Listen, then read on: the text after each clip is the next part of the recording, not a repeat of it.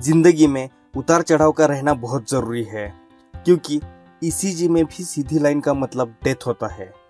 ऐसा कहना है एक महान भारतीय उद्योजक, पद्म भूषण पद्म विभूषण श्री रतन टाटा जी का, जिन्होंने अपने देश और देश के लोगों के हित के लिए नीति मूल्यों को जी जान से संभालते हुए टाटा ग्रुप को बड़ा किया। आज की इस वीडियो में हम रतन टाटा के जीवन को करीब से जानने की कोशिश करेंगे।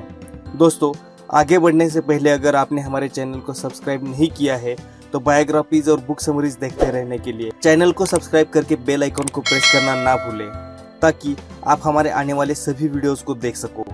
रतन टाटा का जन्म 28 दिसंबर 1937 में बॉम्बे, जो आज का मुंबई है, उसमें एक पारसी फैमिली में हुआ। उनके पिता का नाम नवल टाटा था और माँ का नाम सोनू टाटा था। रतन टाटा ने अपनी शुरुआती पढ़ाई Cathedral and John Connon school Mumbai और बिशप कॉटन स्कूल शिमला से की। 1948 में जब रतन टाटा 10 साल के थे तब उनके माता पिता का डाइवोर्स हो गया, जिसके कारण रतन टाटा को उनकी ग्रैंडमदर ने संभाला।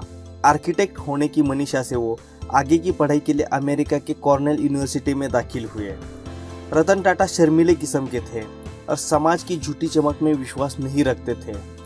अपने टाटा नाम को भूलकर खुद के दम पर शिक्षा लेने की जिद से रतन टाटा ने अमेरिका में अपना एजुकेशन खत्म होने तक होटल में बर्तन मांजने से कारकुन तक कई छोटे मोटे काम किए।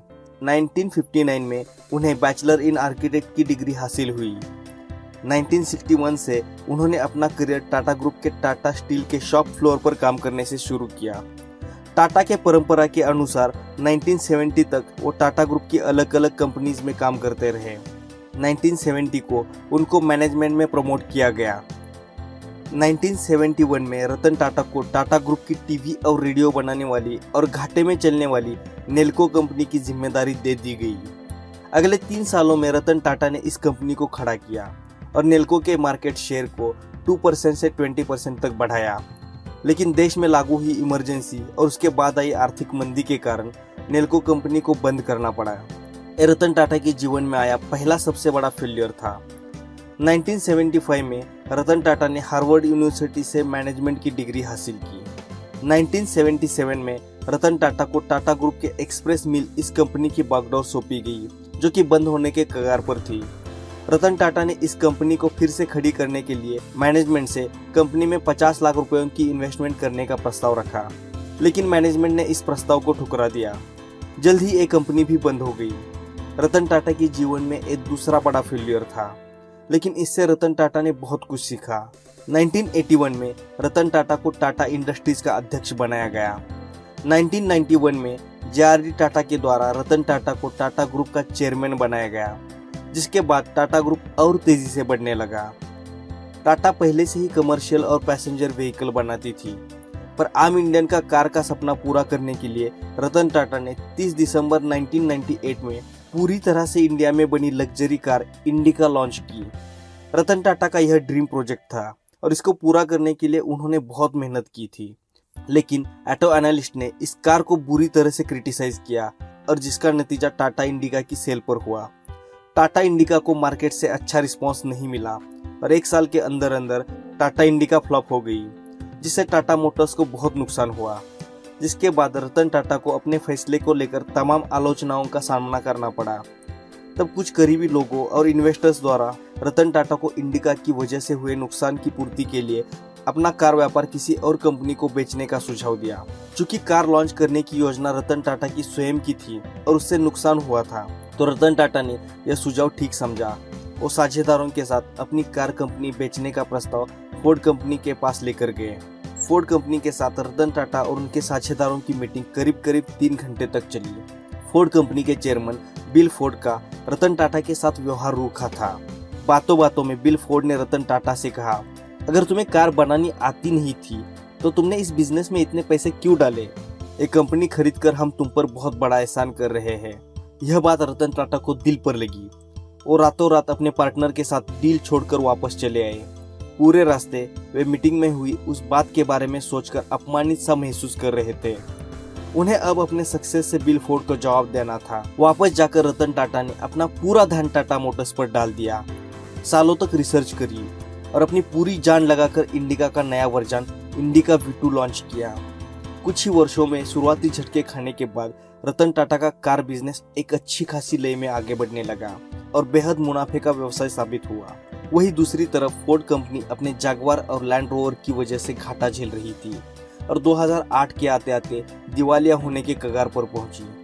उस समय रतन टाटा ने फोर्ड कंपनी के सामने उनके लग्जरी कार जगुआर और लैंड रोवर के खरीदने का प्रस्ताव रखा, जिसे बिल फोर्ड ने खुशी खुशी स्वीकार किया।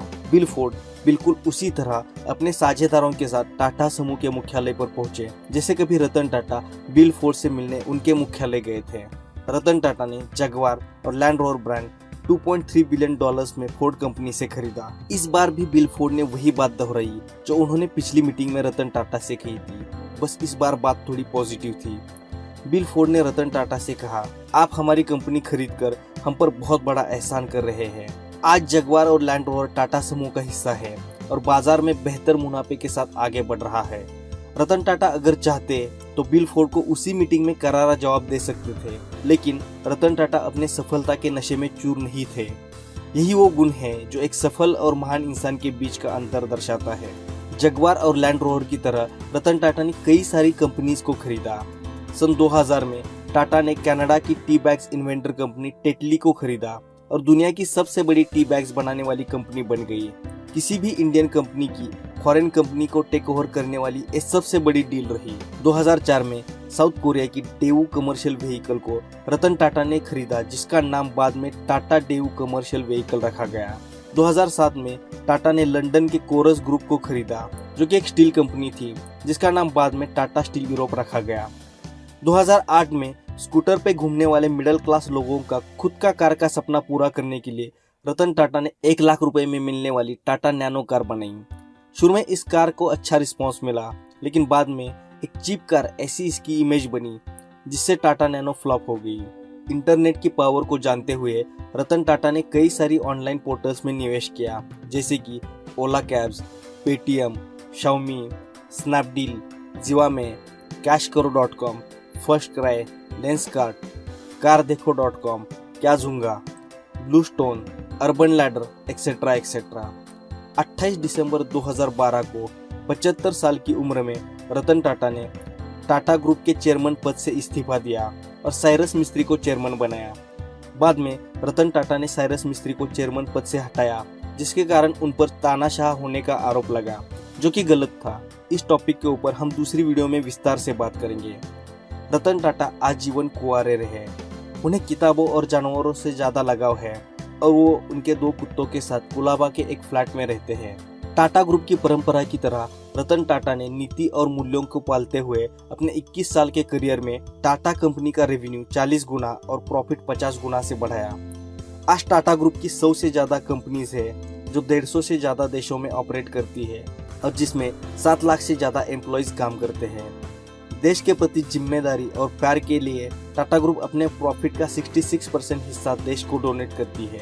रतन टाटा को कई सारे पुरस्कारों से नवाजा गया, लेकिन साल 2000 में पद्म भूषण और साल 2008 में पद्म विभूषण, जो भारत का दूसरा सबसे बड़ा पुरस्कार है, उससे रतन टाटा को नवाजा गया। दोस्तों, ये थी रतन टाटा की कहानी। दोस्तों, अगर आपको ये कहानी अच्छी लगी है तो इस वीडियो को लाइक करें, अपने व्यूज कमेंट करें, अपने दोस्तों के साथ इस कहानी को शेयर करें और मोटिवेशनल वीडियोस, बायोग्राफीज और बुक समरीज देखने के लिए हमारे चैनल को सब्सक्राइब करना ना भूलें। Finally, thanks for watching.